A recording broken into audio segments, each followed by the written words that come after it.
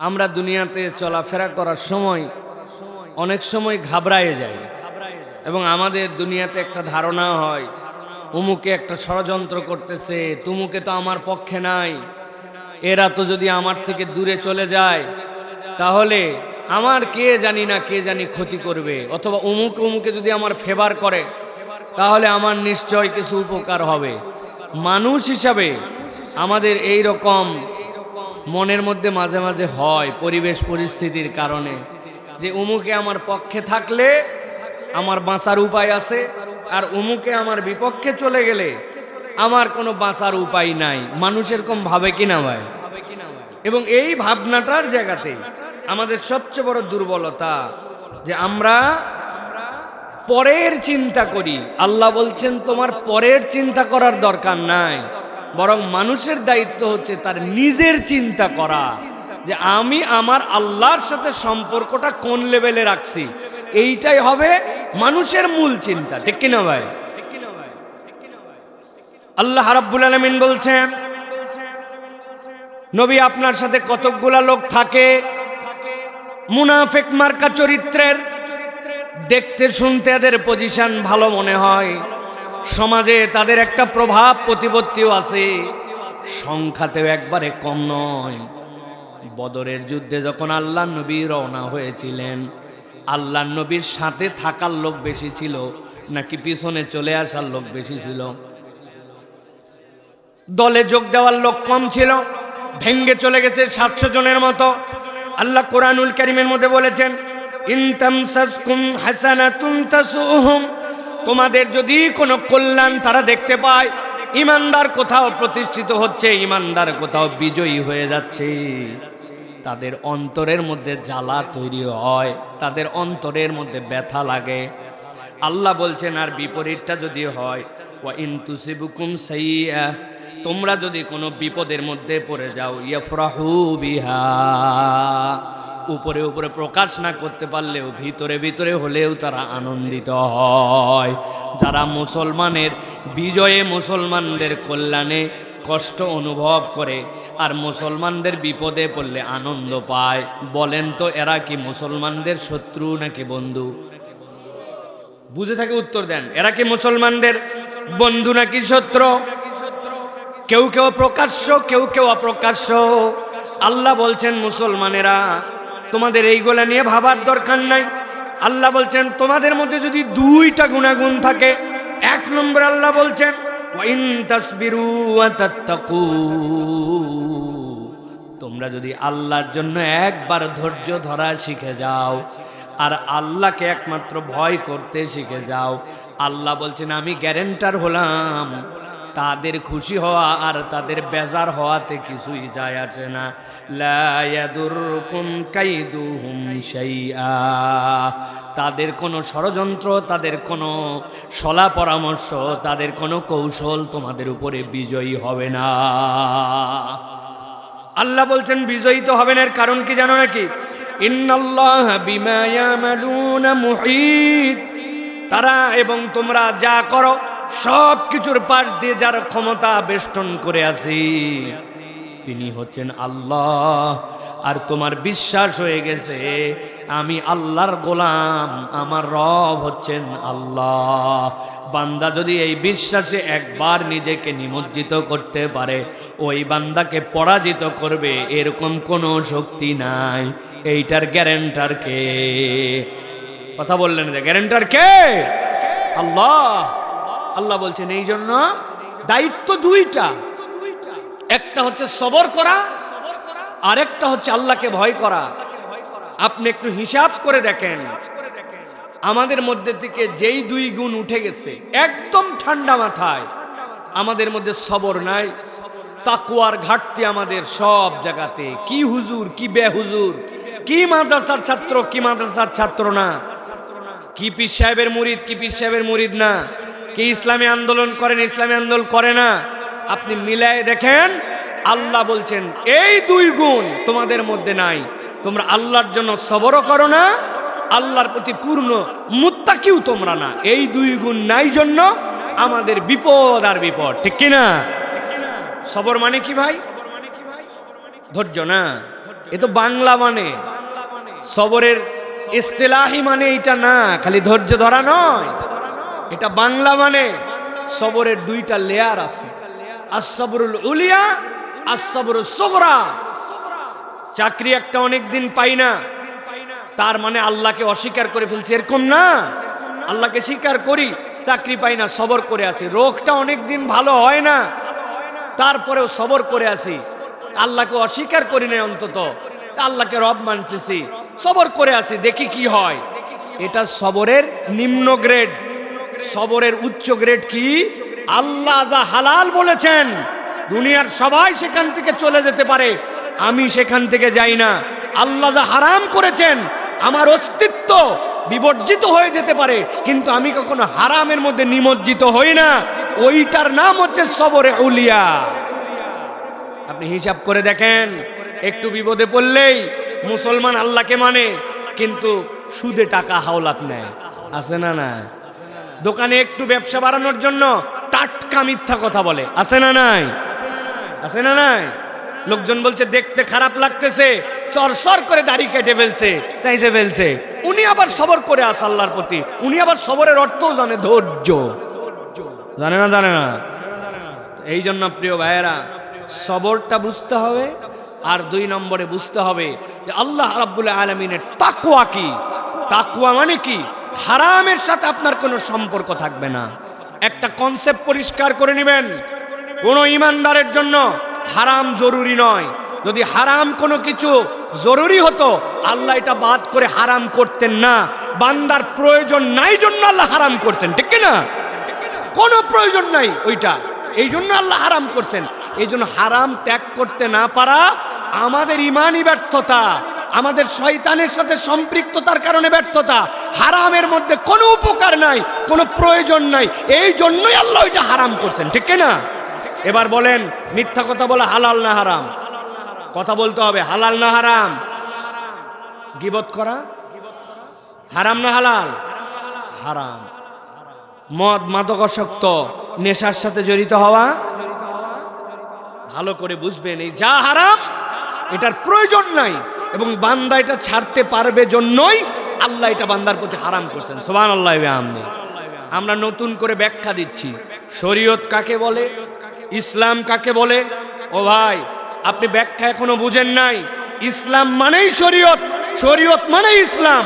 ইসলাম আর শরীয়ত আলাদা কোনো কিছু নয়। আল্লাহর বিধান মানেই শরীয়ত।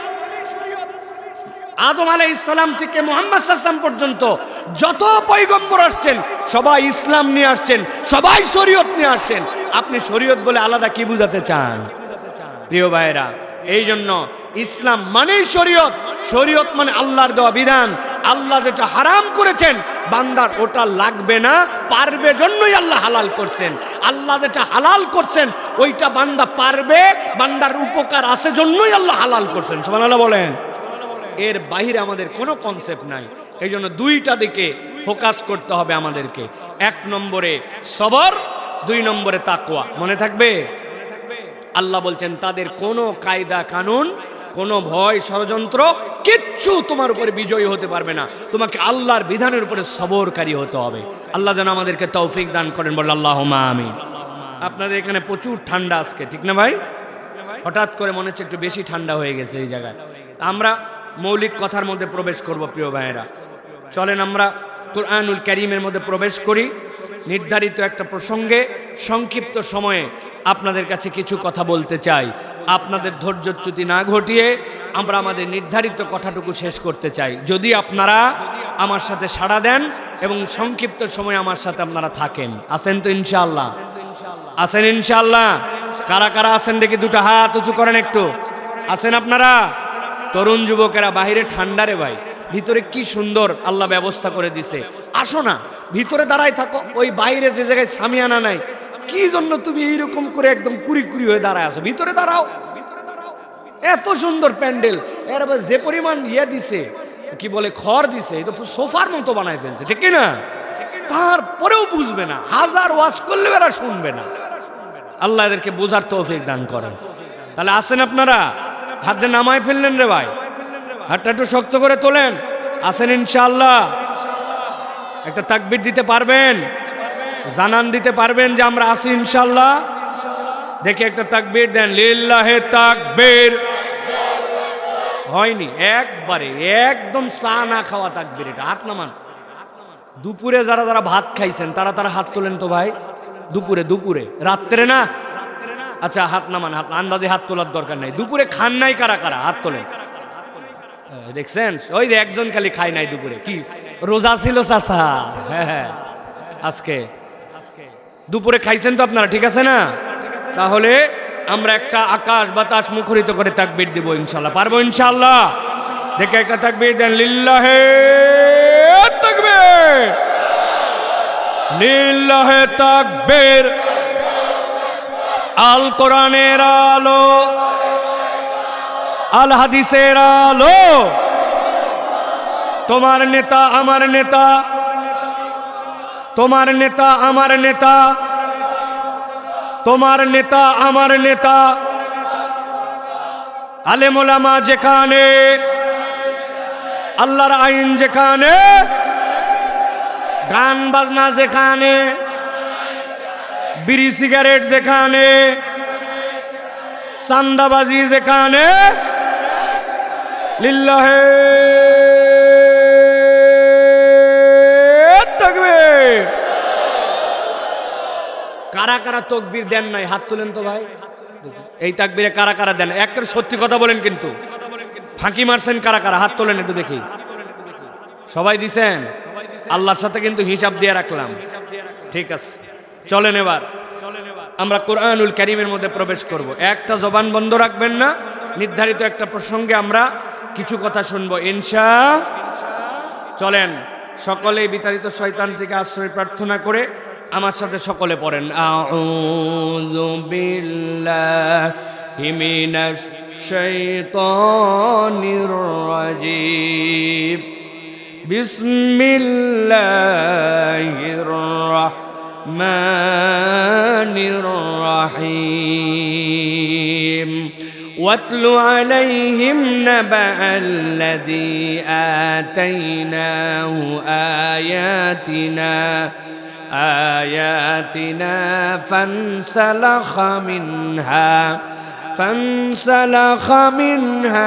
فأتبعه الشيطان فكان من الغاوين।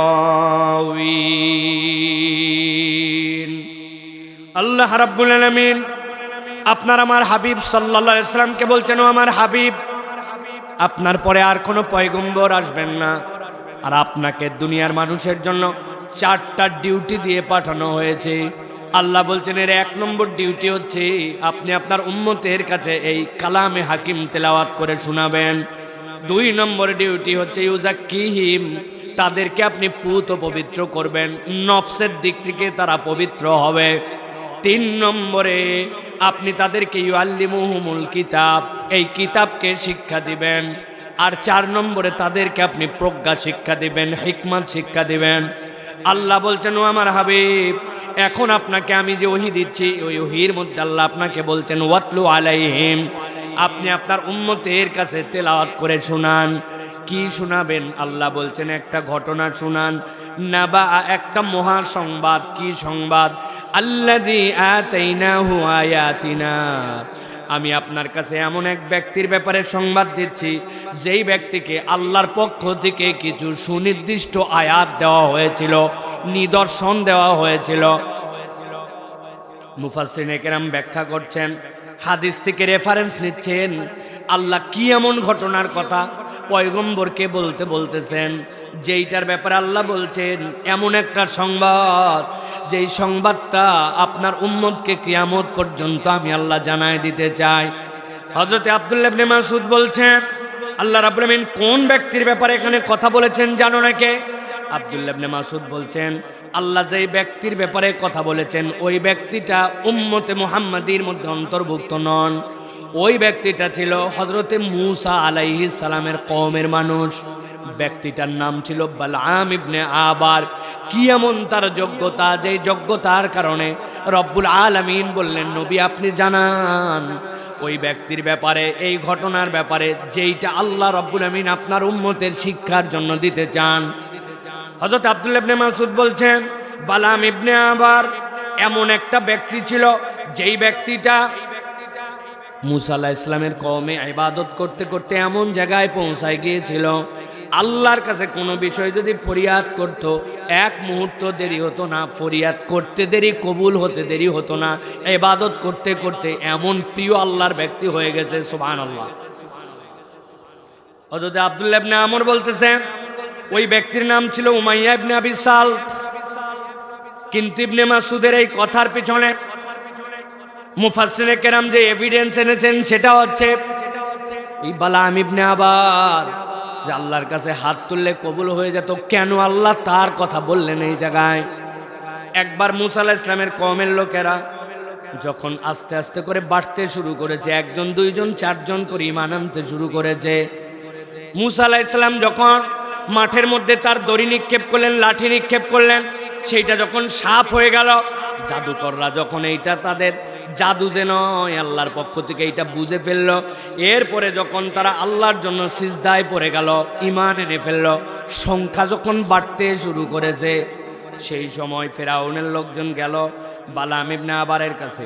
যাওয়ার পরে বলে, বালাম আজকে তোমার জন্য অনেক হাদিয়া তোহফা নিয়ে আসছি, অনেক উপঢৌকন, আজকে তোমার কাছে একটা বিষয় আরজি নিয়ে আসছি, তবে জেনে রাখো আজকে তোমার কাছে কোনো বিষয় কবুল করানোর জন্য পজিটিভ দোয়া নি নাই।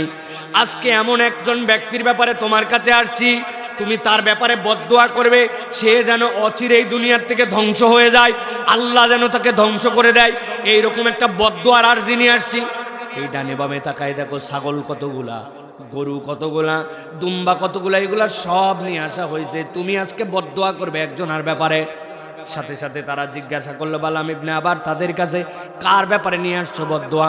বলে, দেখছো না ফেরাউনের সাথে একটা লোকের ঠোকাঠুকি বেঁধে গেছে, একটা লোকের সাথে ফেরাউনের সাথে গন্ডগোল লেগে গেছে। সেই লোক বলে ফেরাউন নাকি ইলাহ নয়, তারা বলে আল্লাহ নাকি তাদের সাথে নাকি একমাত্র তাদের পক্ষেই তাদেরকে থাকতে হবে, যে তার পক্ষে যাবে সেই মুক্তিপ্রাপ্ত, আর যে তার পক্ষে নাই সে মুক্তপ্রাপ্ত নয়। ফেরাউনের সাথে যেই গন্ডগোল যেই লোকের, এই লোকের বিপক্ষে আজকে তোমাকে একটু বদদোয়া করতে হবে যাতে সে তাকে ধ্বংস করে দেয়, আল্লাহ যেন তাকে ধ্বংস করে দেন। যেই না এই কথা বালামকে বলেছে, বালাম সাথে সাথে বলছে, তার ব্যাপারে তো আমিও কিছু কথা শুনেছি, এটা কি সেই লোক নাকি? বলে, কোন লোক? বলে, মাঠের মধ্যে যখন সকলেই ভেড়া দুম্বা চড়াতে যায়, উনিও চড়াতে যায়, ভেড়া দুম্বা অনেকগুলা নিয়ে যায়, কিন্তু ভেড়া দুম্বার যত রাখাল, সব রাখাল বিশাল টেনশনে থাকে, তাদের ভেড়া দুম্বা যেন এদিক ওদিক দৌড়ায় না চলে যায়, এই জন্য তারা সজাগ থাকে, এদিক ওদিক গেলে পিটায় পিটায় নিয়ে আসে। কিন্তু একটা লোক আছে, যেই লোক ভেড়া দুম্বা নিয়ে যায়, যাওয়ার পরে গাছের ছায়ার নিচে শুয়ে পড়ে, ঘুমায়া যায়, আর ভেড়া দুম্বার পালের পাশে তার হাতের একটা লাঠি আছে, সেইটা পুঁতে রেখে দেয়। যেই না কোনো ভেড়া দুম্বা পালের থেকে বের হয়ে এদিক ওদিক দৌড়াদৌড়ি করে, ওই লাঠি একা একা উঠে যায়, উঠে পিটায়া পাটায়া সবগুলাকে ভিতরে নিয়ে আসে, দুম্বার পালকে, ভেড়ার পালকে, আবার যাতে জায়গা মতো লাঠি দাঁড়ায় যায়। সন্ধ্যাবেলা ওই লোক তার ভেড়া দুম্বা পাল নিয়ে আপনি আপনি চলে আসে। এই আশ্চর্য ঘটনা ঘটায় যে এই লোকই নাকি সেই লোক। বলে, এই লোক কি সেই লোক নাকি? বলে, কোন লোক? বগলের নিচে রুম করে হাত দেয়, হাত দেওয়ার পরে যেই না হাত বের করে সাথে সাথে আলো বের হয়, আবার যেই না প্রয়োজন ফুরায় যায় হাত বগলের নিচে নেয়, সাথে সাথে সেই আলোটা আবার নিভে যায়। অথচ এত আলো, ওই আলোতে আমরা মনে করি তার হাত বোধহয় পুড়ে চলে গেছে, কিন্তু তার হাত পুড়ে যায় না। এটা কি সেই লোক? সাথে সাথে সাথে লোকজন বলে, হ্যাঁ হ্যাঁ এই লোকই তো সেই লোক, এই লোকের ব্যাপারে বদদোয়া করার জন্য তোমার কাছে আসছি। বালাম বলল, না, হতেও পারে এই লোক তো সত্যও হয়ে যেতে পারে, অতএব তার বিপক্ষে বদদোয়া করা আমার দ্বারা সম্ভব নয়। সাথে সাথে যেই লোকেরা তার কাছে হাদিয়া তোহফা নিয়ে আসছিল, তারা বলতে শুরু করলো, তুমি কি মনে করছো এই যে বদদোয়া করানোর জন্য আসছে, এইটা কেবলমাত্র আমাদের স্বার্থ, ফেরাউনের স্বার্থ? না না না, এর সাথে তোমার স্বার্থও জড়িত আছে। কেমনে? বলে, আজকে তোমার দোয়া কবুল হয়, বদদোয়া করলে কাজে লেগে যায়, এই জন্য তোমার কাছে মানুষ আসে ভাই, এত পরিমাণ হাদিয়া তোহফা নিয়ে তোমার দরবারে হাজির। আজকে যদি তোমার বিপরীতে আরেকজন লোক দাঁড়ায়, তাহলে হয়তো তোমার কাছে কিছু লোক আসবে, কিন্তু সব লোক তোমার কাছে আসবে না। তোমার দরবার হালকা হয়ে যাবে, তোমার ইজ্জত তার থেকে ডাউন হয়ে যেতে পারে, ও তোমার থেকে বেশি প্রভাবিত হয়ে যেতে পারে, মানুষের মধ্যে তার বেশি পাওয়ার হয়ে যেতে পারে। অতএব সে যদি ধ্বংস হয়, খালি ফেরাউনের লাভ না, তোমার নিজেরও লাভ, তুমি একাই হিরো। সাথে সাথে গিলে ফেলছে, চিন্তা করছে দুনিয়ার স্বার্থ তার মাথার মধ্যে চলে আসছে। বললো ঠিক আছে, তাহলে আমি আল্লাহর কাছে তার বিপক্ষে বদদোয়া করি। সাথে সাথে সে হাত তুললো, হাত তুলে আল্লাহর কাছে বলতে শুরু করল, আল্লাহ মূসাকে আপনি ধ্বংস করে দেন। যেই নাই কথা বলেছে, আল্লাহ তাকে ইলহাম করে জানাই দিলেন, তোর দোয়া তো কবুল হবেই না, বরং সাথে সাথে জানায় দেওয়া হলো অতীতের আমল তোর সবগুলি বরবাদ, আর ভবিষ্যতে যতদিন হায়াতে থাকবি কোনোদিন তোর আর কোনো দোয়া কবুল করা হবে না। আল্লাহ কারণ ব্যাখ্যা করতেছেন, গভীর মনোযোগে খেয়াল করেন। আল্লাহ বলছেন, নবী বলেন, ওয়াতলু আলাইহিম নাবা আল্লাযী আতাইনাহু আয়াতিনা। ওই ব্যক্তি এরকম নয় যে আল্লাহর আয়াত চিনত না, আল্লাহর হককে সে চিনে না, এরকম নয়। বরং আল্লাহ বলছেন, আল্লাযী আতাইনাহু আয়াতিনা, যার কাছে সত্যটা পরিষ্কার ছিল, আল্লাহর আয়াতটা চিনে ফেলেছিল, কিন্তু সে চেনার পরেও, আল্লাহর আয়াত তার কাছে আসার পরেও সে এক নম্বর একটা অপরাধ করলো, ফানসালাখা মিনহা, জেনে বুঝেও সে তার মুখ সেখান থেকে সরায় নিল। আরবিতে ইনসিলাক বলা হয়। আপনারা লক্ষ্মীপুরের মানুষ দেখছেন কিনা? হঠাৎ করে সকালে দেখছেন, কিরে এই জায়গাতে সাপের খোলস পড়ে আছে, সাপ যে তার চামড়া বদল করে, দেখছেন জীবনে? কথা বলেন, দেখছেন আপনারা? চামড়া বদল করছে মানে কি? দেখতে মনে হচ্ছে সাপ তার অবয়বে আছে, কিন্তু ভিতরে সে নাই। আল্লাহ বলছেন ফানসালাখা মিনহা, এর মানে হচ্ছে আল্লাহর আয়াত চিনে, হক চিনে, সত্য জানে, কিন্তু জানার পরেও জেনে বুঝে সে সেখান থেকে মুখ ফিরায় নিয়েছে। এইটা ছিল তার এক নম্বর অপরাধ। আব্দুল্লাহ ইবনে মাসউদের সাথে সুর মিলায়া ইমাম ইবনে কাসির রহমতুল্লাহি আলাই বলতেছেন, এই আয়াত কেবল ফেরাউনের ওই কওমের জন্যই নয়, বরং এই আয়াতের কারিমার মধ্যে আল্লাহ উম্মতে মুহাম্মদীর প্রত্যেকটা উম্মতের জন্য সংশ্লিষ্ট করেছেন। কেন? উম্মতে মুহাম্মদীর মধ্যে এমন চরিত্রের মানুষ থাকবে যে সত্য জানবে, হক জানবে, আল্লাহর আয়াত তার কাছে থাকার পরেও জেনে বুঝে সেখান থেকে মুখ ফিরায় নিবে। এরকম লোক আমাদের মধ্যে আছে না? না, কথা বলেন, আছে? আপনি তার কাছে যে বলবেন নামাজ পড়া লাগবে ভাই, অস্বীকার করবে না, মেনে নিবে। ও রোজার ব্যাপারে তোমার মতামত কি? হ্যাঁ হ্যাঁ, রোজা রাখা উচিত, রাখা লাগবে। হজ জীবনে একটা বার হলেও হজ করা উচিত, এটা অস্বীকার করে না। যাকাতের ব্যাপারে অস্বীকার নাই, কিন্তু তাকে যদি বলেন যে আল্লাহ নামাজ, রোজা, হজ, যাকাত দিয়েছেন, ওই আল্লাহ দুনিয়ার চলানোর জন্য তার নিজামে আল্লাহর পক্ষ থেকে আইনও দিয়েছেন, আল্লাহর শরীয়তও দিয়েছেন। কেউ যদি অপরাধ করে, চুরি ডাকাতি করে, বাঁদরামি করে, দেশের সম্পদ লুটপাট করে, তার জন্য কি বিচার হবে সেই বিচারও আল্লাহ দিয়েছেন। আসেন আগামীতে আমরা নামাজ, রোজার মতো, হজ, যাকাতের মতো আল্লাহর আইন দিয়ে যেন বিচার হয়, শরীয়ত যেন আমাদের সমাজে চালু হয়, সেটার পক্ষে আমরা আওয়াজ তুলি, তার পক্ষে আমরা অবস্থান নেই। সাথে সাথে বলবে এই লোক তো দলীয় কথা বলে, আছে না? না, তার মানে কি মনে হয় তার কাছে কি আল্লাহর আয়াত পরিষ্কার নাকি পরিষ্কার নয়? আল্লাহর আয়াত পরিষ্কার, কিন্তু স্বার্থবাদী দুনিয়ার কারণে, বিভিন্ন পার্টি দলের সাথে জড়িত হয়ে যাওয়ার কারণে আল্লাহর আয়াতের পক্ষে আসতে পারে না। এটাই হচ্ছে বাস্তবতা, ঠিক না? অনেক যুবক এখানে ঠিক বলছে, ও আল্লাহর আয়াত চিনে, জুমার দিনে যেই না আজান হয়, দেরি করে গেলে হলেও 1:00টার সময় হলেও মসজিদে যায়, জুমার নামাজ অন্তত পক্ষে পড়ে, আছে না নাই? কিন্তু ওই যুবক যে ঠিক বলছে, আসরের সময় হাইয়া আলাস সালাত, মাগরিবের সময় হাইয়া আলাল ফালাহ, ফজরের সময় আসসালাতু খায়রুম মিনান নাওম, ও জানে এটাও আল্লাহর আয়াত, কিন্তু আল্লাহর এই আয়াতে সে পাত্তা দেয় না। এরকম মুসলমান লক্ষ্মীপুরে না, আছে? আমার আল্লাহ রাব্বুল আলামিন বলেছেন কোরআনুল কারীমের মধ্যে, আমি আল্লাহ তোমাদের জন্য দায়িত্ব দিলাম। আল্লাহ রাব্বুল আলামিন একমাত্র তার জন্যই তোমার ইবাদত করতে হবে। আর আল্লাহর ইবাদতের পরে 2 নম্বর তোমার দায়িত্ব ওয়াবিল ওয়ালিদাইনি ইহসানা, তোমার পিতামাতার সাথে সদাচরণ করতে হবে, পিতামাতার কথা তোমাকে শুনতে হবে। শরীয়তের বিপক্ষে যদি না যায়, এরকম একটা কথাও বাপ মায়ের অবাধ্য হওয়া যাবে না। এটা কি আল্লাহর আয়াত না আয়াত নয়? কথা বলতে হবে, আয়াত না আয়াত নয়? কিন্তু এরকম সন্তান আপনার এলাকায় আছে কিনা খোঁজ নিয়ে দেখবেন তো। আগে সন্তান বাপ মাকে দেখে ভয় করত, আর এখন সন্তানের আচার আচরণ এমন হয়েছে ওই সন্তানকে দেখে বাপ মা ভয় করে। আছে না নাই?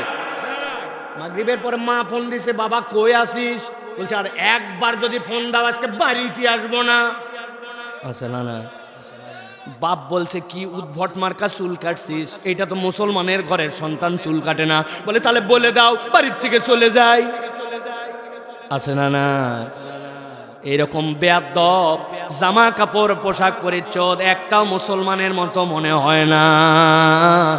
সামনে মানুষ বলে না, কিন্তু পেছনে তাকে বেয়াদব ছাড়া কোনো সম্বোধন করে না। 6, 7, 8, 9-এ পড়ে, দোকানের থেকে বিড়ি কিনে কোনার মধ্যে খায়। এরকম যুবক এলাকায়, তরুণ এলাকায় বোধহয় না। আছে না? ওরা কি জানে না আল্লাহ রাব্বুল আলামিনের কোনটা আয়াত নয়? ভালো করে প্রত্যেকটা পয়েন্ট মুখস্থ রাখেন। আল্লাহ বলছেন, নবী জানায় দিয়ে রাখেন, আল্লাযী আতাইনাহু আয়াতিনা, যাকে আল্লাহর নিদর্শন দেওয়া হয়েছিল, আল্লাহর কোরআন দেওয়া হয়েছিল, আল্লাহ রাব্বুল আলামিনের আয়াত দেওয়া হয়েছিল। আপনার আমার জীবনে সবচেয়ে বড় আল্লাহর আয়াত হচ্ছে আমরা বড় হওয়ার পরে কারো হাত দিয়ে শাহাদা পাঠ করি, ঈমান আনা লাগে নাই। মায়ের পেটের থেকে আল্লাহ আপনাকে আমাকে দৌলতে ঈমান দিয়া দুনিয়ায় পাঠাইছে। ঠিক না? যেই জাতি এখন পর্যন্ত 5 কল্লি পরবে না, খাড়া টুপি পরবে, ফারাজামা পরবে না, জুব্বা পরবে, কলার হবে না, হাত তুলবে না, বাদ দিবে, এইগুলো এখন পর্যন্ত সমাধান করতে পারে নাই। ওরা যদি বেঈমান হয়ে দুনিয়ায় আসতো, তাহলে আবু জেহেলের দুনিয়ায় বেঁচে থাকলে ঈমান আনা হয়তো সম্ভব হতো, আপনার আমার দ্বারা হয়তো সম্ভব নয়। কথা মনে বোঝেননি না? আল্লাহ বলছেন ভালো করে বোঝো। 1 নম্বর অপরাধ তার ফানসালাকা মিনহা, আল্লাহর আয়াত থেকে মুখ ফিরায় নিল। যদি কেউ আল্লাহর আয়াত থেকে মুখ ফিরায়, আল্লাহ বলছেন সাথে সাথে সে 2 নম্বর একটা অপরাধে পড়ে যায়। কি অপরাধ? আল্লাহ বলছেন ফাআতবাহুশ শাইতানু ফাকানা মিনাল গাওয়িন। আল্লাহ বলছেন কেউ যদি আল্লাহর আয়াত, আল্লাহর নিদর্শন, আল্লাহর হুকুম, আল্লাহ রাব্বুল আলামিন যে বিধান আপনার প্রতি দিয়েছেন, জানার পরে বোঝার পরে সেখান থেকে যদি মুখ ফিরায় নাই, আল্লাহ বলছেন ফাতবাহুশ শাইতানু ফাকানা মিনাল গাওয়িন। আল্লাহ বলছেন ওই মানুষটা সাথে সাথে 2 নম্বর অপরাধে পড়ে যায়। কি অপরাধ জানো নাকি? সাথে সাথে শয়তান তার পিছে লেগে যায়। একবার যদি শয়তান তার অনুসরণ করতে শুরু করে, আল্লাহ গ্যারেন্টার হচ্ছে, নবী বলে দেন ফাআতবাহুশ শাইতানু ফাকানা মিনাল গাওয়িন, নিশ্চিত ওই বান্দা পথভ্রষ্ট হয়ে যায়। কারা কথা বলতেছো ভাই? এটা তো একটা আদবের মজলিস না? তোমরা আসছো, তোমাদের প্রতি কৃতজ্ঞ আমরা। যেখানে যে কথা বলা যাবে না এটা তো জানো। এটা তো সিনেমা দেখতেছো, বাদাম খাচ্ছ আর গল্প করতেছো, এটা তো সেই মজলিস না। ফুটবল খেলা দেখতেছো, ক্রিকেট দেখতেছো আর মস্করা মারতেছো, এটা তো সেই মজলিস না।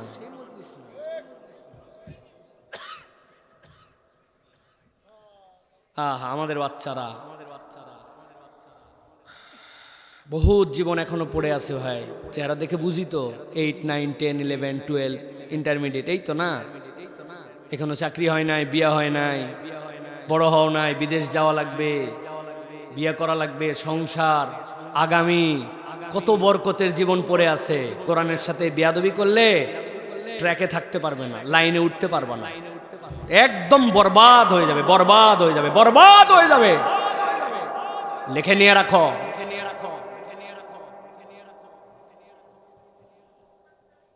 আল্লাহ রাব্বুল আমিন বলছেন, ফাঁকা জায়গা ফাঁকা থাকে না, ভালো করে বোঝেন। আমার আব্বা একটা উদাহরণ দিতেন, অনেক সময় দেখছেন নদীর পার, বিভিন্ন ধরনের খালের পার সরকারি প্রজেক্ট থেকে অনেক সময় বোল্ডার দিয়ে দিয়ে বন্ধ করে পার আটকায় দেয়, দেখছেন নি? রাস্তার পার, রাস্তা যেন ধসে না যায় এরকম করে ব্লক বানায় বানায় ব্লক দিয়ে দিয়ে রাস্তার পার আটকায় দেয়, দেখছেন নি ভাই? আমার আব্বা বলতেন, বাবারে ওই ব্লকের উপর দিয়ে একটা ছেলে হেঁটে যাচ্ছিল, হঠাৎ করে প্রস্রাব চাপছে, চিন্তা করছে নিচ পর্যন্ত যেতে যেতে পা পিছলায় যেতে পারে, উপর থেকেই মুইতে দিছে, প্রস্রাব গড়ায় গড়ায় নিচে যাবে।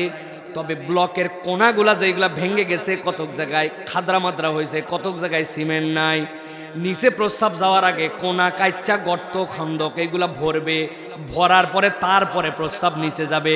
এই গর্তগুলাকে ওভারটেক করে প্রস্রাব যাবে না, কথা ঠিক কিনা?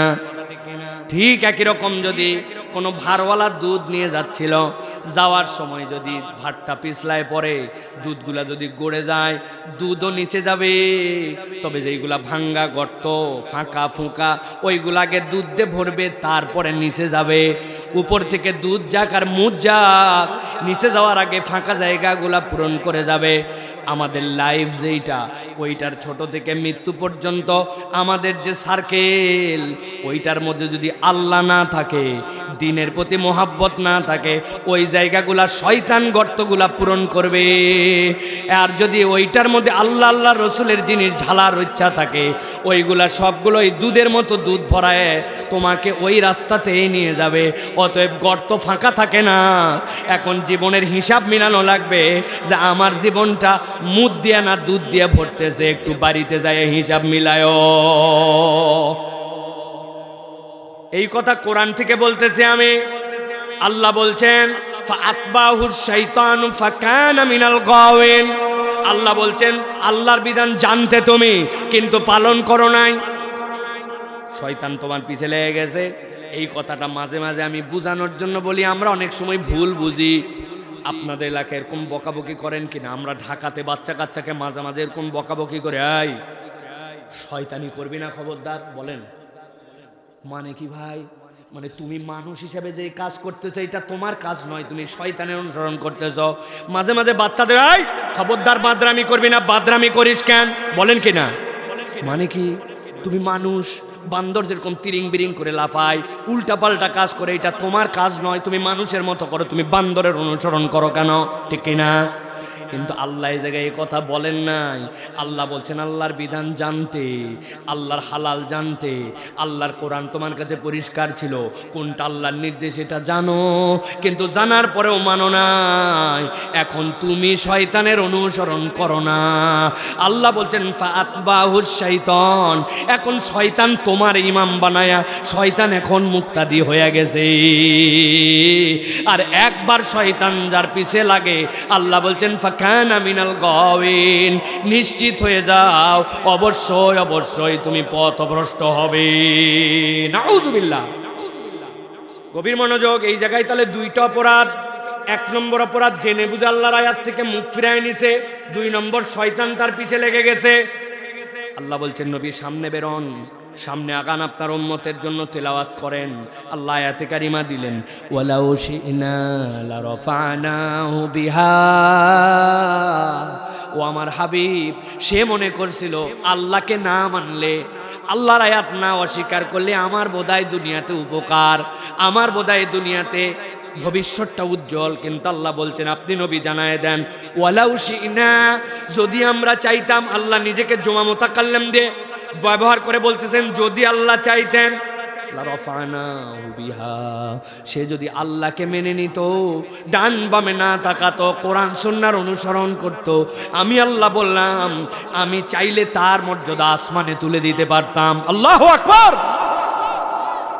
কিন্তু আল্লাহ বলছেন সে তো আগে দুইটা অপরাধ করছে, আল্লাহর বিধান তো মানলই না, উপরন্তু আরো দুইটা নতুন অপরাধে নিমজ্জিত হলো। আগে ছিল দুইটা অপরাধ, পরে হচ্ছে দুইটা। একসাথে বলেন তো তাহলে টোটাল অপরাধ কয়টা? কয়টা? হাতগুলো এরকম করে নামান তো ভাই, ডান হাতটা এরকম রেডি করেন। আমি বলবো টোটাল অপরাধ কয়টা, একসাথে চারটা হাত তুলতে হবে। টোটাল অপরাধ কয়টা? সব হাত ওঠে নাই, আরেকবার হাত নামান একসাথে। টোটাল অপরাধ কয়টা? একবার মুখস্থ করে নিয়ে বাড়ি যাবেন। কালকের থেকে ওয়াজ পাড়া মহল্লায়, চায়ের দোকানে, আপনার স্ত্রীর কাছে মুখস্থ করে ওয়াজ করবেন। আমি আপনাকে সেই রকম করে ওয়াজ করতেছেন, ওয়াজ শিখাই দিয়ে যাচ্ছে আপনাকে আল্লাহর কোরআন। আল্লাহ বলছেন, নবী জানাই দেন তার 3 নম্বর অপরাধ কি? ওয়ালাকিন্নাহু আখলাদা ইলাল আরদ। আল্লাহ বলছেন তার 3 নম্বর অপরাধ হচ্ছে সে নিরেট জমিনমুখী হয়ে গেল, তার মুখটাকে একবারে মাটির দিকে করে ফেললো। আরবিতে খুলদুন বলা হয়। সেই প্রাণী ঘাস খাওয়ার সময় মাথা নিচু করে, পানি খাওয়ার সময় মাথা নিচু করে, ওই যে খড় খাওয়ার সময় মাথা নিচু করে। যে খাবারই আপনি মাটিতে রাখেন মাথা নিচু করে খায়। আপনাদের এলাকায় এরকম প্রাণী আছে নাকি ভাই? কি নাম? গরু। আরেকটা কি? গরু, ছাগল, ভেড়া, মহিষ, উট, দুম্বা, এইগুলা সবগুলা জমিনের দিকে মুখ করে দিয়ে রাখে।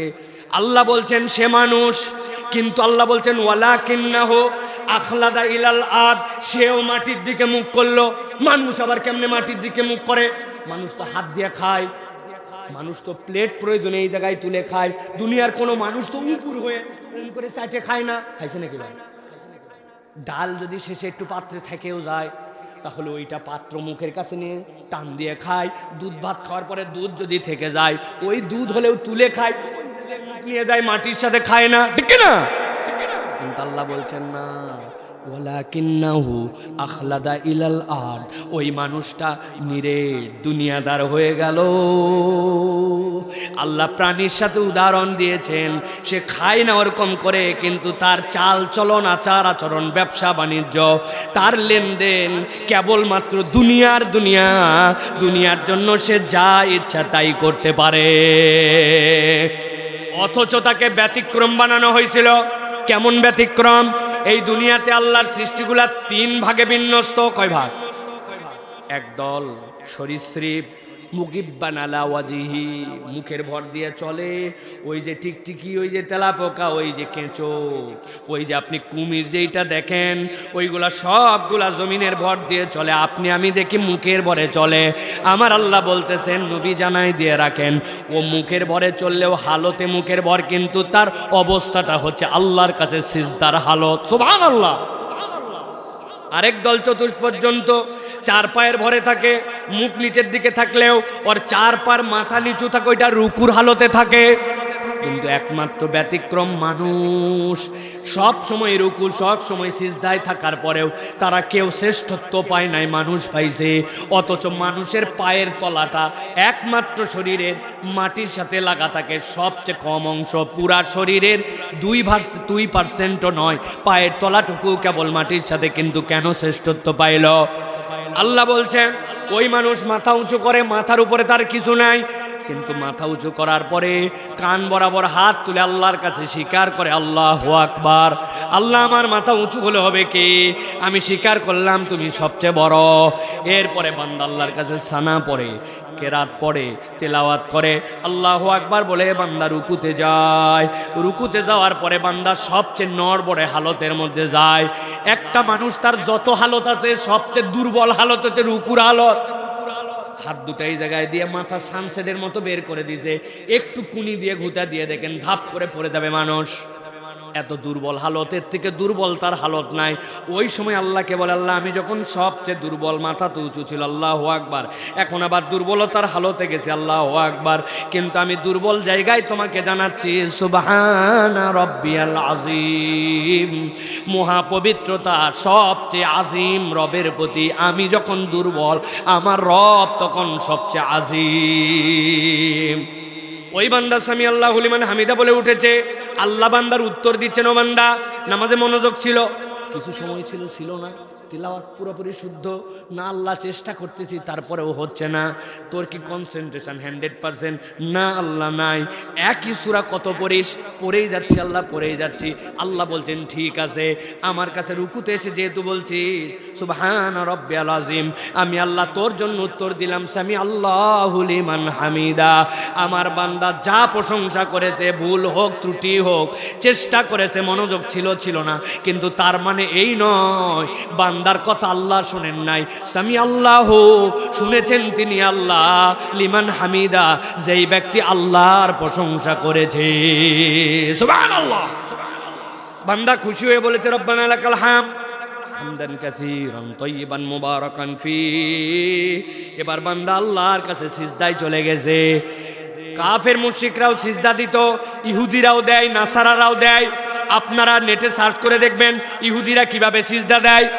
দাঁড়ায় দাঁড়ায় ওয়ালের সাথে সিজদা দেয়, নাসারারাও সিজদা দেয়, কিন্তু একমাত্র ব্যতিক্রম সিজদা আমরা দেই, হিন্দুরাও সিজদা দেয়। দেখবেন একবারে শুয়ে যায়, মাথা সমান, পিঠ সমান, পাছা সমান, পা সমান। কিন্তু ইমানদারের সিজদাটা ব্যতিক্রম। আল্লাহর বান্দা দুইটা হাত, কপাল, নাক, দুইটা হাঁটু, দুইটা পায়ের মাথা দিয়ে সিজদা দেয়।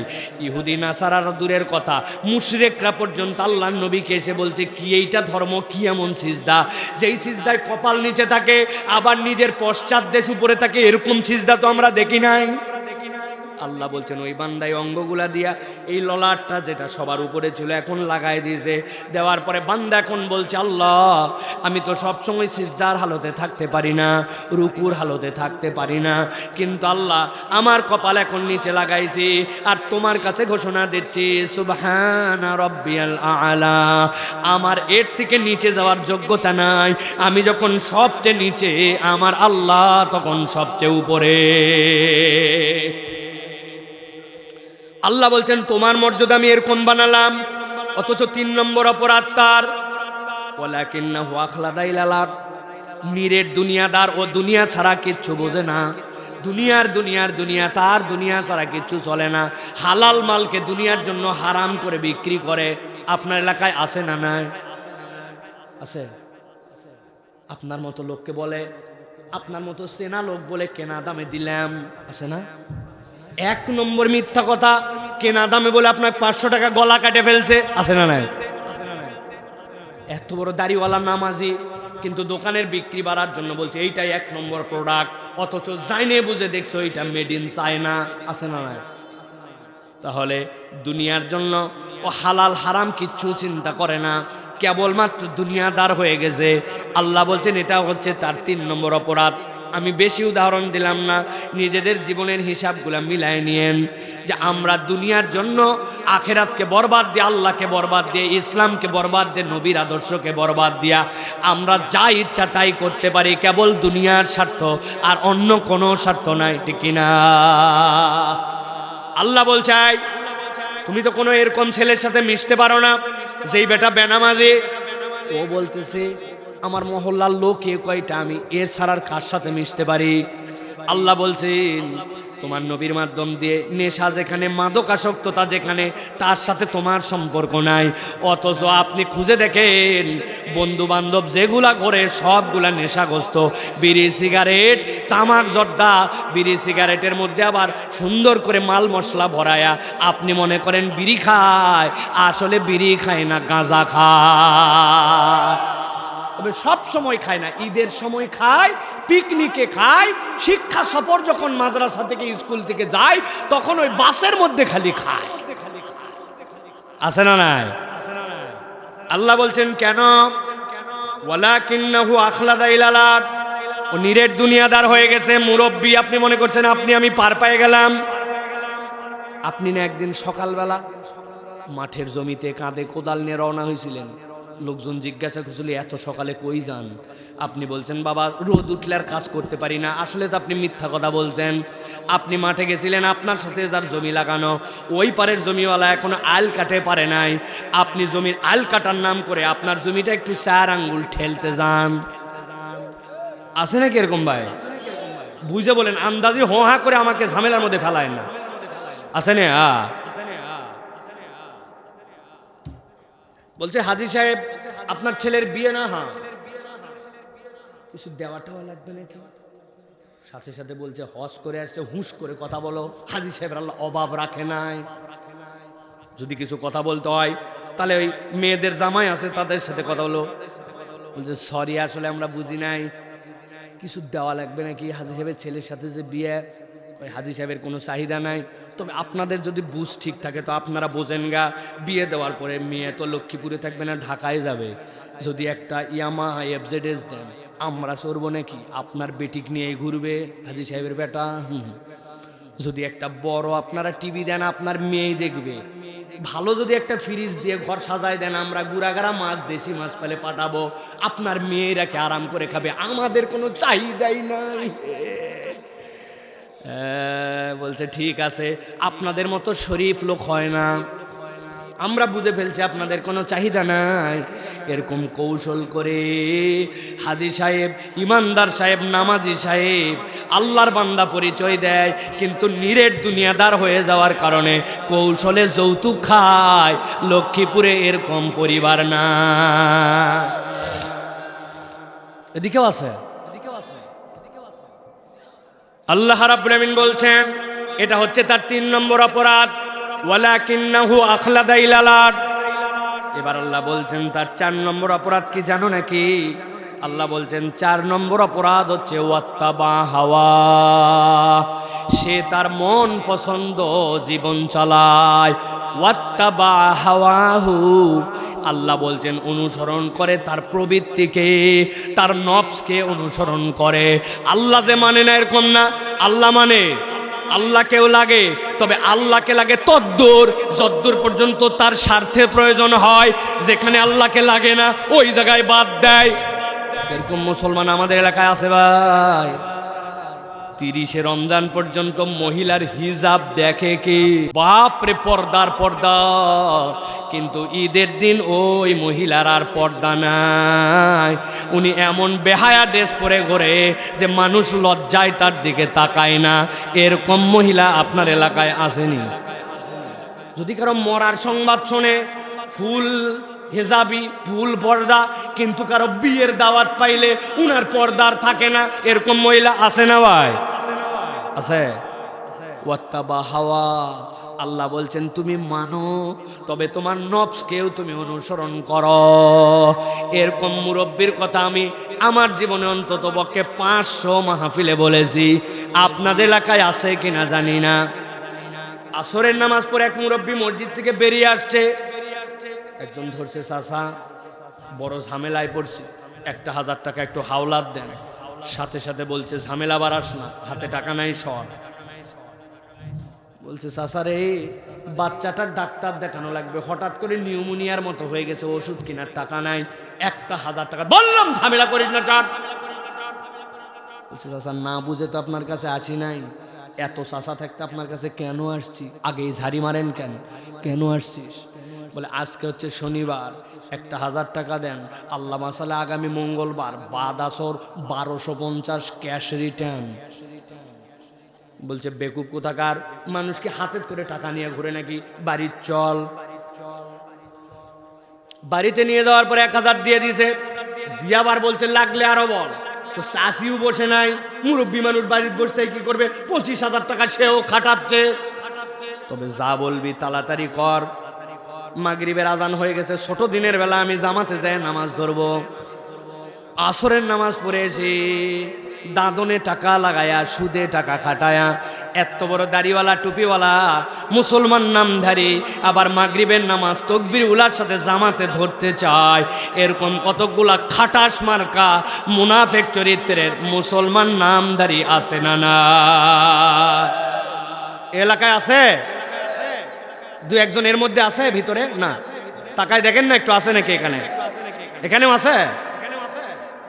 আমার আল্লাহ বলছেন নবী আপনি জানায় রাখেন চরিত্রটার 4 নম্বর ওয়াত্তাবা হাওয়া। নামাজের ইসলাম লাগে, রোজার ইসলাম লাগে, কিন্তু সে নফসকেও ইলা বানায় রাখছে। তদ্দূর পর্যন্ত নেয় যদ্দূর পর্যন্ত তার লাগে, আর যেখানে লাগে না সেখানে আর নেয় না। ঠিক না? ওর বাচ্চাকে সকাল 8টার সময় মারে, বাড়ির মধ্যে বাপ মা মিলে উভয় মিলে পিটাচ্ছে।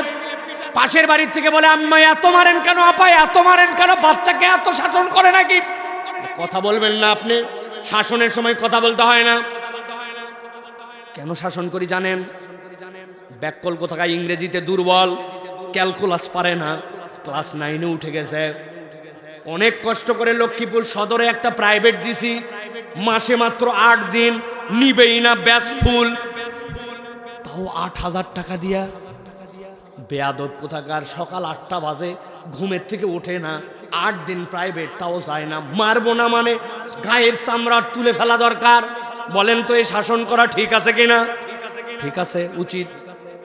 কিন্তু যেই বাপ মা সকাল 8টায় বাচ্চা কোচিংয়ে যায় না জন্য 8,000 টাকা নষ্ট হয়, ক্যালকুলাস লাগবে, ইংরেজি লাগবে জন্য সন্তানকে শাসন করে, ওই মুসলমান পিতা মাতায় মাসকে মাস চলে যায়, তার সন্তানকে চর থাপ্পড় দিয়েও কোনোদিন ফজরের নামাজে জামাতে পাঠায় না।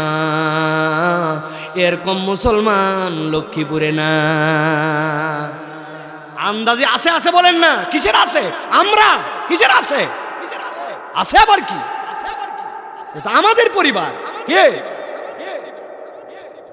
আল্লাহ বলতেছেন বুঝ করো, ওয়াত্তাবা হাওয়া, তুমি তোমার নফসের অনুসরণ করছো।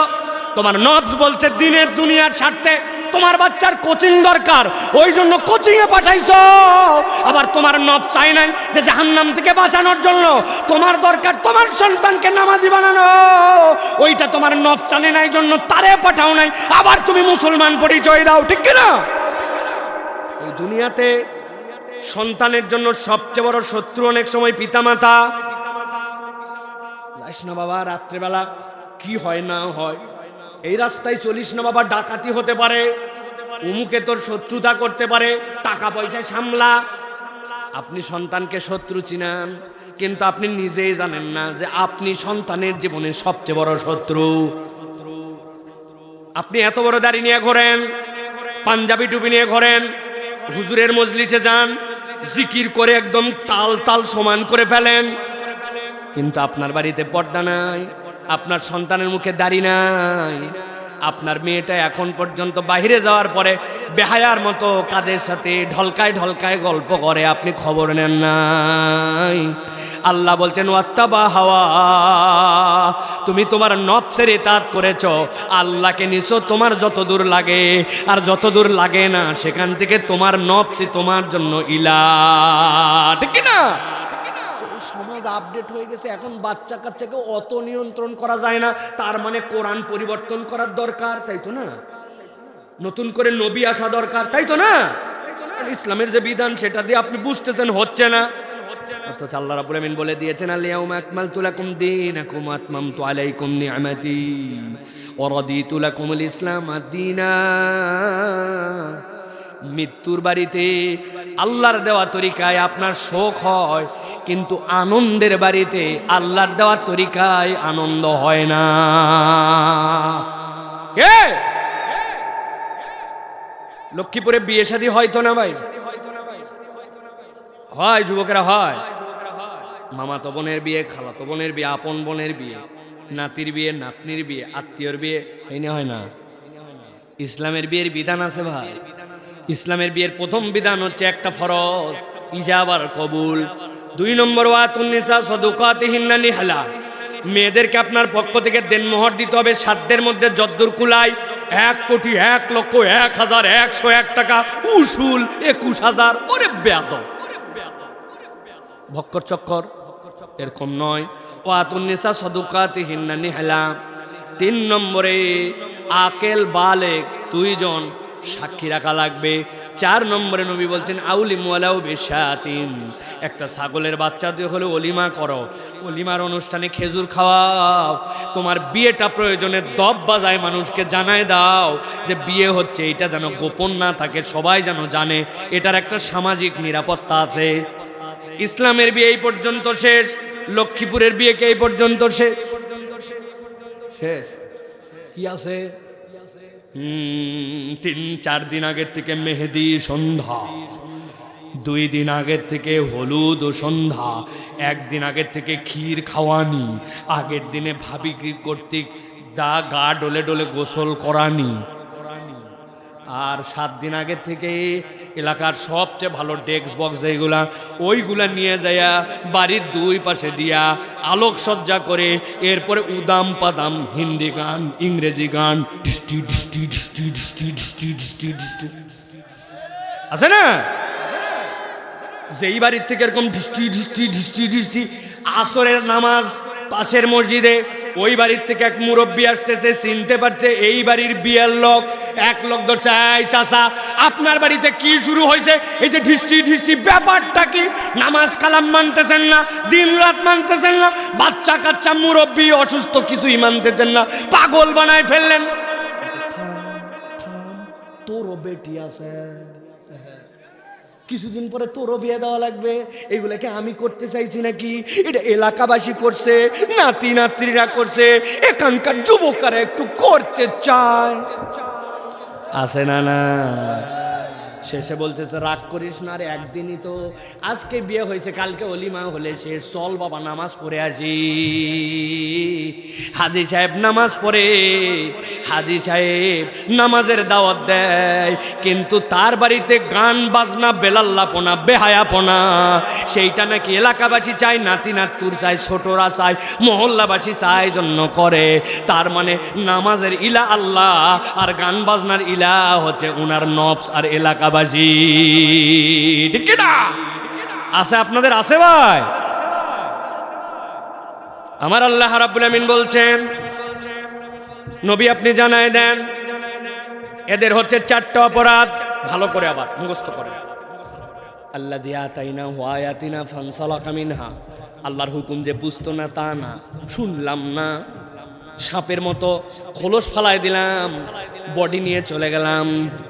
2 নম্বরে তার অপরাধ হচ্ছে শয়তানের অনুগামী হয়ে গেছে, শয়তান তার পিছে লেগে গেছে, পাত্তা দেয় না। রাখ, দুনিয়ায় এরকমই।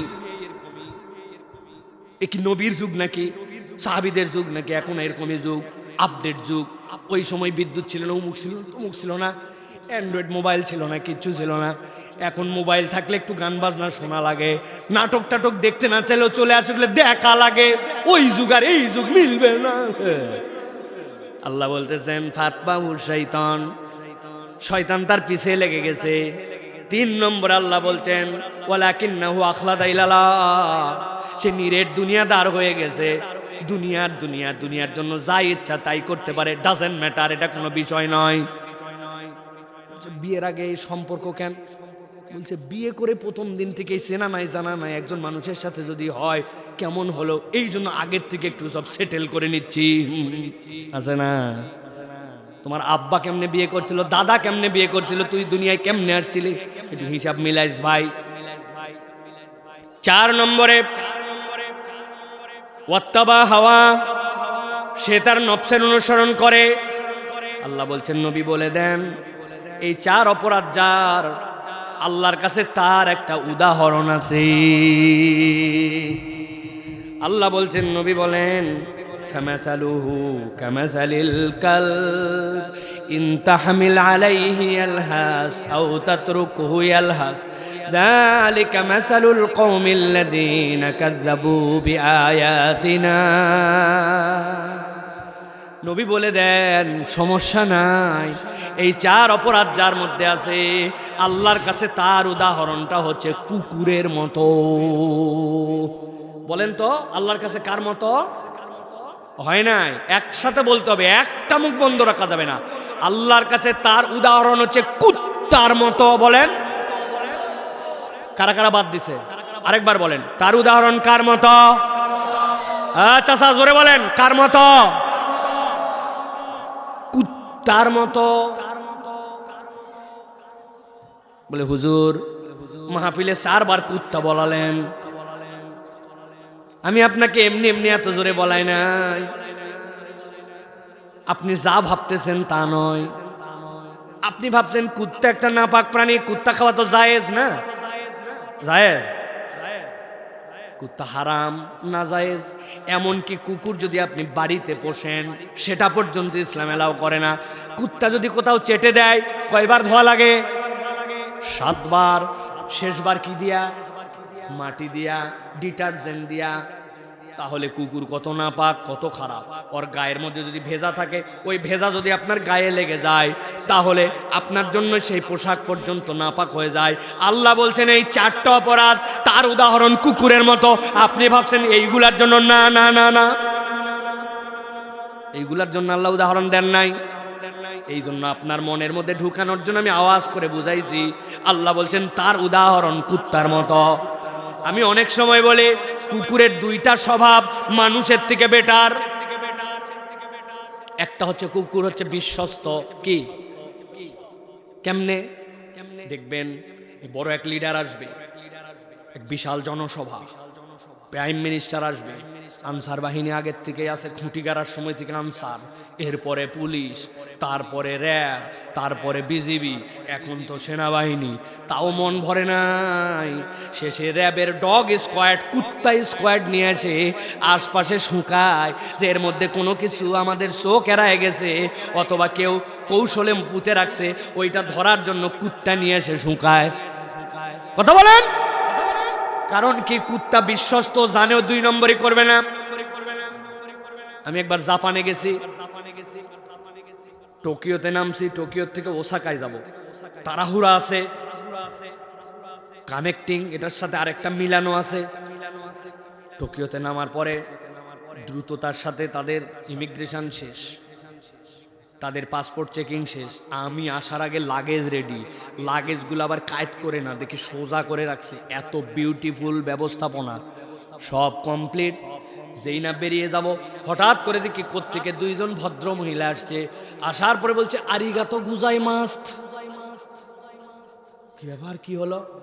বলতেছে স্যার, ওই যে সামনে একটা ইয়েলো সার্কেল আছে, আপনার ব্যাগ বোসকানে একটু ইয়েলো সার্কেলের মধ্যে যান। গেলাম, চিন্তা করলাম আল্লাহ রে, কোন জায়গায় আবার কি ফাঁদে বাঁধলো। যেই না দাঁড়াইছি দেখি কোত্থেকে জানি উপর দিয়ে জামা কাপড় পরানো আছে, কি সুন্দর 2টা সাদা সাদা কুকুর আসছে, এসে সার্কেলের বাইরে দিয়ে 2টা রাউন্ড দিল। খুব অস্থির, আস্তে করে যায় বসে গেল। আমাকে বললো sorry sir, welcome in Japan, আপনি এখন চলে যান। ঘটনা কি মনে পড়ছে তখন আমার, জাপানের ভিসা যেদিন পাইছিলাম, ভিসার উপরে ভিসা দেওয়ার আগে একটা কাগজ দিছিল। ওই কাগজের মধ্যে লেখা ছিল যদি আপনি কোনো পাস্তুরিত রান্না করা অথবা কাঁচা গোস্ত এই আইটেম নিয়ে যদি জাপানে ঢুকেন আর যদি ধরা পড়েন, 5 মিলিয়ন ইয়েন ফাইন হবে, চিরস্থায়ীভাবে জাপানে ঢোকা নিষিদ্ধ হয়ে যাবে। ওদের দেশে রান্না করা গোস্ত এইগুলা সবগুলা আইটেম উল্লেখ করা আছে, এইগুলা নিয়ে ঢোকা যাবে না। চেকিং এর সময় মেশিনে ডিস্টার্ব, পরিচিত আছে, ফার্স্ট পার করে দিছে, অতএব এমন কিছুর মধ্যে ঢুকাইছেন ধরতেই পারে নাই। সব প্রক্রিয়া শেষ, মানুষের কারবার মেশিনের। শেষে কুত্তা নিয়ে আইছে, কারণ কুত্তার নাকি আল্লাহ যে পাওয়ার আর যে বিশ্বস্ততা দিছে ও কাউরে চেনে না। ওর বিশ্বস্ততার কারণে শেষ চেকটা কুত্তা দিয়ে করায়। এই জন্য মানুষের থেকে কুকুর বিশ্বস্ত, ঠিক কিনা? আবার অনেক কুকুর আছে মানুষের থেকে বেশি কৃতজ্ঞ, চেনেন আপনারা? আমার একটা ঐতিহাসিক কুকুরের সাথে কৃতজ্ঞতার অভিজ্ঞতা আছে। আমি চায়ের দোকানে বসে চা খাই, তবে আমার একটা বদ অভ্যাসী বলেন সুঅভ্যাসী বলেন, এমনি এমনি চা খাইতে পারি না। চায়ের মধ্যে টোস্ট বিস্কুট হোক আর যে বিস্কুট হোক কিছু একটা ডুবায়া খাই। আপনারা খান? ওই দিন আমি চায়ের দোকানে বসছি, বসার পরে অর্ডার দিছি 1 কাপ চা, বিস্কুট নিছি, নিয়ে যেই না চুবাইছি, চুবাতে দেরি, কোত্থেকে যেন একটা লোক আসতে দেরি নাই। আপনি সাইফুল্লাহ ভাই, 5 বছর ধরে আপনার ওয়াজ শুনি, আপনাকে জীবনে দেখবো আমি বিশ্বাসই করি নাই। আত্মীয় বাড়ি বেড়াতে আসলাম, আপনি এখানে থাকেন, এই দেখেন গায়ের পশম দাঁড়ায় গেছে। ওরা ভাই থাম, অস্থির হয়ে গেছে একবারে। ছবি তুলবো, আপনারা বসেন, আগে চা খাই। আমি সেই লোক, সমস্যা কোথায়? পরে চা খাওয়া যাবে, ছবি তোলা যাবে, বসেন আগে।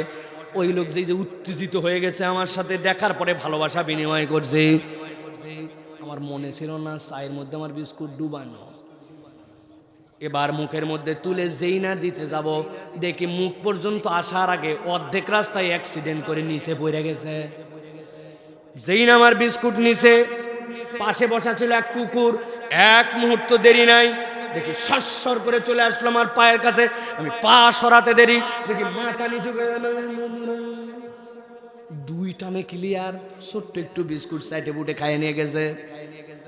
ওই দিন মন খারাপ, এমনি নিছি 3 পিস বিস্কুট, তার মধ্যে অর্ধেকের বেশি নাই, সোয়া 2 পিস আঙ্গুলে যাবাই দিয়েছিল, এটা খাইয়া বাকি 2 বিস্কুট খাইয়া মসজিদে গেছি।